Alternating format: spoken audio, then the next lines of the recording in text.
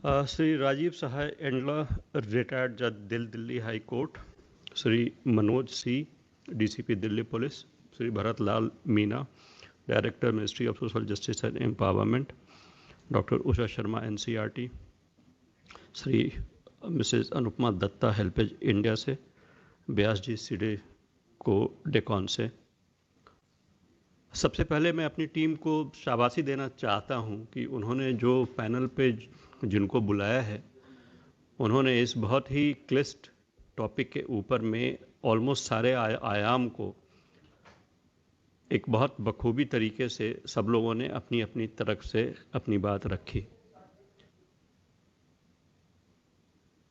एक कोट मैं भी देना चाहता हूं। एक इंग्लिश राइटर हैं ऑस्कर वाइल्ड, उनकी एक बड़ी फेमस लाइन है कि the greatest problem of old age is that it is the body which grows old, mind remains young.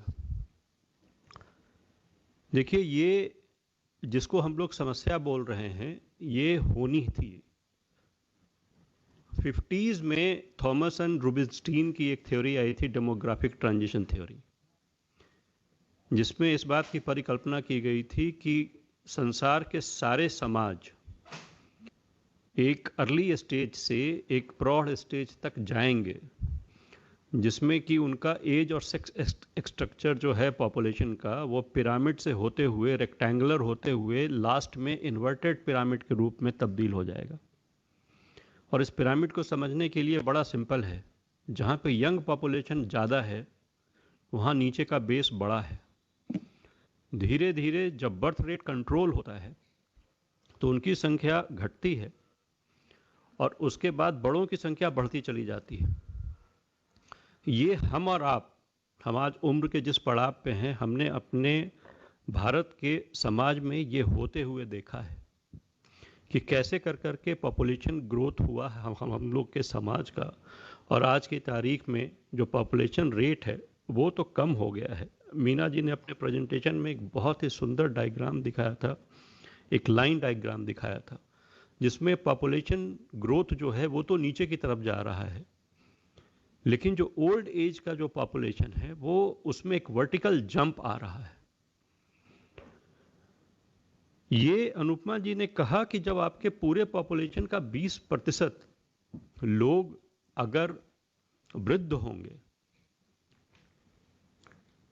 और उनकी ये समस्या होगी कि उनको देखेगा कौन,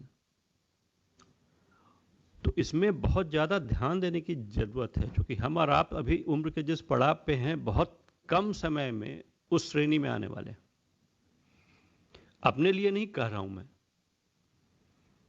एक बहुत बड़ा पॉपुलेशन का हिस्सा इसमें हो जाएगा। और इसके कई फैक्टर हैं, सब लोगों ने अपनी अपनी तरफ से बात की, और इसमें बहुत सारे फैक्टर हैं, और इसमें इकोनॉमिक फैक्टर है, सोशल कल्चरल फैक्टर है, और जो हमने एक विकास की कीमत चुकाई है और जो चुका रहे हैं।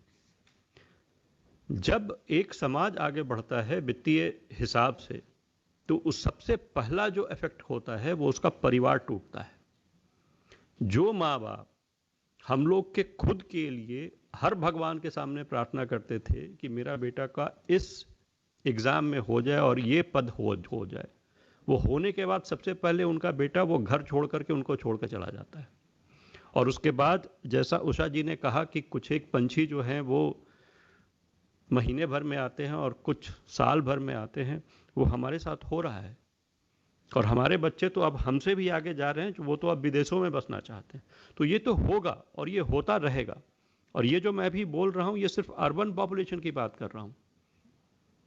भारत के अगर पूरी जनसंख्या को देखेंगे तो जो समस्या वृद्धा की है, वो अर्बन का पॉपुलेशन जो है उसकी अलग है, और जो गाँव में है उनकी समस्या बिल्कुल अलग है। मनोज ने जो दिल्ली पुलिस की योजनाओं के बारे में बताया, वो योजना आप गांव में जाकर के नहीं चला सकते। वो दिल्ली जैसे मेट्रो में लागू होगी, कलकत्ता जैसे मेट्रो में लागू होगी, बॉम्बे जैसी मेट्रो में लागू होगी।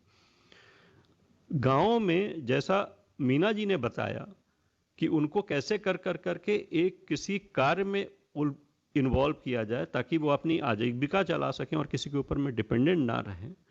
तो इसमें बहुत सारी चीजें ऐसी हैं और इसमें किसी एक चीज का कोई एक योजना बना करके या किसी एक पक्ष को देख कर करके उसको नहीं कर उसको उसको उसका समाधान नहीं निकाला जा सकता। इसका एक लॉन्ग टर्म समझ और इसको लॉन्ग टर्म इसके ऊपर कार्य योजना बननी होगी। और ये एक वेबिनार के माध्यम से मुझे आज ये एहसास हुआ है कि ये समस्या जितनी दिखती है और हम लोग बस इसकी आदत बना लेते हैं।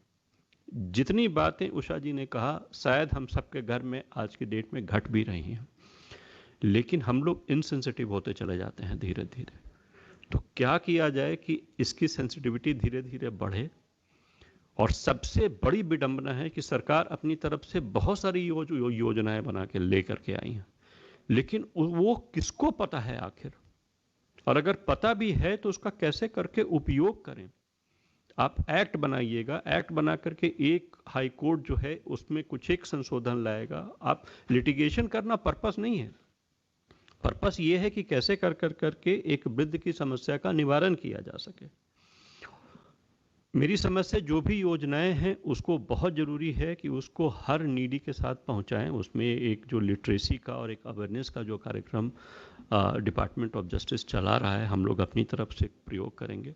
टेक्नोलॉजी का एक बहुत बड़ा प्रयोग और टेक्नोलॉजी का उपयोग इस कार्य में बहुत महती तरीके से करना होगा हमको। सबसे पहले ये इसको समस्या नहीं, इसको हम लोग जीने की कला बनाएं, तभी इसका समाधान निकल पाएगा। और ये समस्या कोई बाहर की नहीं है, ये हमारी अपनी है और हमारे अपनों का है। जब तक हम लोग इस भावना से काम नहीं करेंगे इसमें कुछ मूलभूत परिवर्तन नहीं होगा। उषा जी की बातें सुनकर करके और प्रेमचंद की कहानियों का जिक्र सुनकर करके बड़ा अच्छा लगा। आजकल का पूरा जनरेशन प्रेमचंद की कहानियों से और उसके मर्म से पूरी तरीके से मरहूम है, और इसके लिए हम ही दोषी हैं। हम ही उनको टैबलेट ला करके दिए हैं, हम ही उनको फ़ोन दिए हुए हैं, और हमने ही उनके लिए अमेजन और प्राइम की व्यवस्था कर रखी है, और हम ही अपने समाज का निर्माण भी कर रहे हैं। तो कभी कभी मजाक में अपने बाकी दोस्तों से कहता हूं कि शायद हम लोग का जनरेशन एक ऐसा है जिसने अपनी माँ बाप से भी गाली खाई और अपने बच्चों से भी खा रहे हैं। क्योंकि हमारे माँ बाप बहुत सख्त थे और बच्चे अब इतने इंडिपेंडेंट हैं कि उनकी तरफ से भी झुड़की सुनने को मिलती है। तो पता नहीं हम लोग का बुढ़ापा कैसे होगा। बहरहाल ये बात मैंने बहुत लाइटर मोड में कही है। आप सबका बहुत बहुत शुक्रिया कि आप ने अपना कीमती समय हमें दिया। डिपार्टमेंट ऑफ जस्टिस हर उस काम के लिए कमिटेड है जिसमें कि एक मार्जिनलाइज सेक्शन, मैं मार्जिनलाइज कहते हुए दुखी महसूस कर रहा हूँ अपने आप को, जिनको कि एक सरकारी तंत्र की और हम सब की ज़रूरत है। कैसे कर करके उस कनेक्ट को, उस डॉट को कनेक्ट किया जा सके, कैसे तक ज़रूरतमंदों तक हम आवाज़ बन के पहुँच सकें, ये हमारा प्रयास है और ये हमारी पहल है। आप सबका सहयोग और आप सब ने जो अपनी बातें कहीं उसका मैं डिपार्टमेंट ऑफ जस्टिस की तरफ से, सचिव न्याय विभाग की तरफ से आपका बहुत बहुत शुक्रिया करता हूं। और मैं आशा और उम्मीद करता हूं कि आगे भी इस टाइप के वेबिनार में और इस टाइप के कार्य में आपका योगदान हमें ऐसे ही मिलता रहेगा। बहुत बहुत धन्यवाद आपका। Thank you.